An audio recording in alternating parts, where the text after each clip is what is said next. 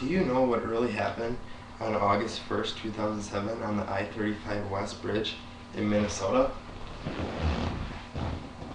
At 6:05 p.m. on Wednesday, August 1st, while traffic was moving across I-35 West's bridge's middle lanes, the center span of the bridge collapsed.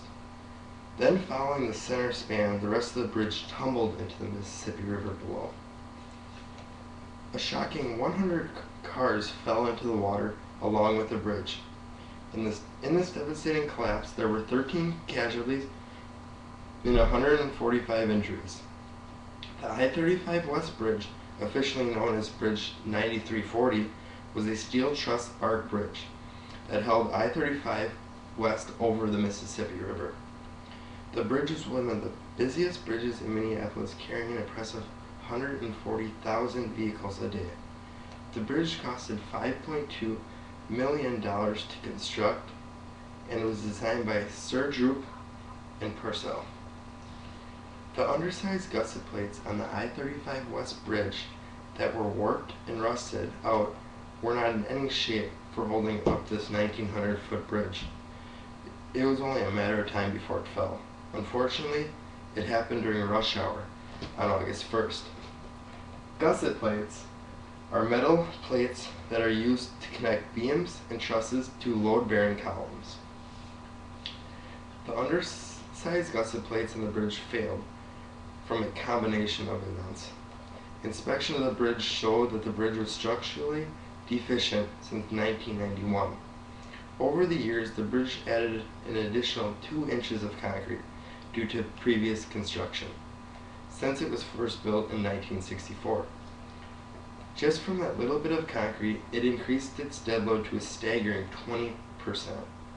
On the day of the collapse, there was almost 578,000 pounds of construction equipment and materials such as water and sand and heavy machinery on the center spans between Pier 6 and Pier 7.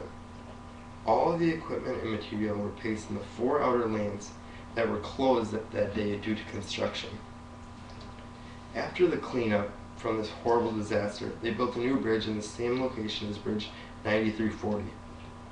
The new bridge was done at an accelerated pace of 13 months.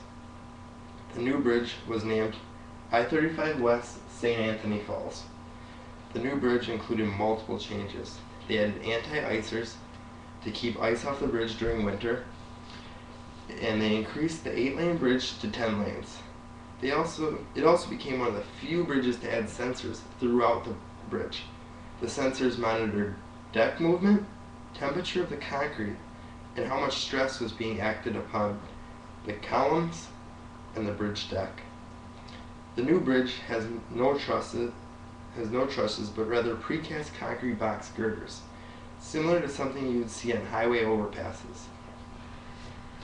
Since this memorable disaster in Minnesota's history, the Minnesota Department of Transportation has increased checks on all of their bridges and require inspections to meet a higher expectation in order for them to be usable and pass expectations. Even though this was a horrible event in the United States history, it has helped the entire country learn and hopefully understand the risk of not fixing bridges when they need to be.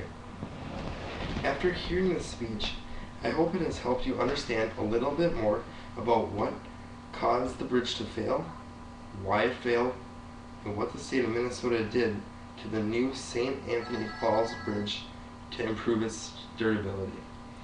Also, I hope you learn the importance of keeping bridges in the U.S. in good usable condition to keep people safe on our roadways.